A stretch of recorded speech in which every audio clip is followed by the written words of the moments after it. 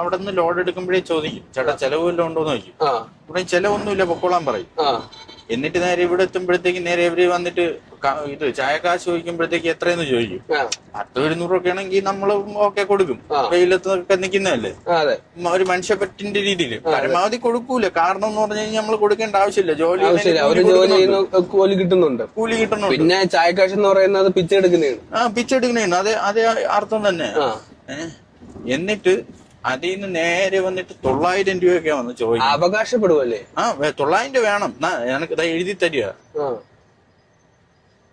ഇത് അടൂരോ? അല്ലല്ല, ഇത് നമ്മുടെ തിരുവനന്തപുരം സ്വന്തം ചാല. അവിടെ ആ പാർട്ടിയോട് ചോദിച്ചപ്പോൾ പാർട്ടി പറയാം, അതൊന്നും നമുക്കറിയേണ്ട ആവശ്യമില്ല, ചായ പൈസ നിങ്ങളുടെ ഇതാ. ഞാൻ ചോദിച്ചു കഴിഞ്ഞാൽ നമ്മളെന്തിനാ ചായ പൈസ കൊടുക്കുന്നത്? നമ്മുടെ സാധനമാണ് കൊണ്ടുവന്നത്, നമ്മുടെ സാധനമല്ല കൊണ്ടുവന്നത്. നമ്മളിവിടെ സ്ഥിരം വരാറില്ല, നമ്മൾ ഓട്ടോ എടുത്ത് നമ്മൾ ഓടുന്നു. അതെന്ത് കണക്കാ?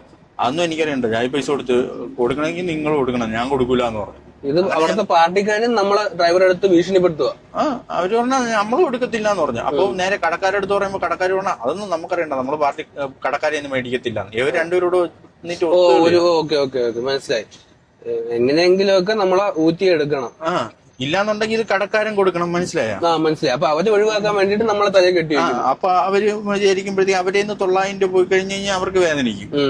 നമുക്ക് പിന്നെ വേദനയൊന്നുമില്ല. വണ്ടിക്കാരെ നമുക്ക് ആർക്കും വേണ്ടാത്ത ഒരേ ഒരു ഫീൽഡ്, ആരെയും ഒന്നും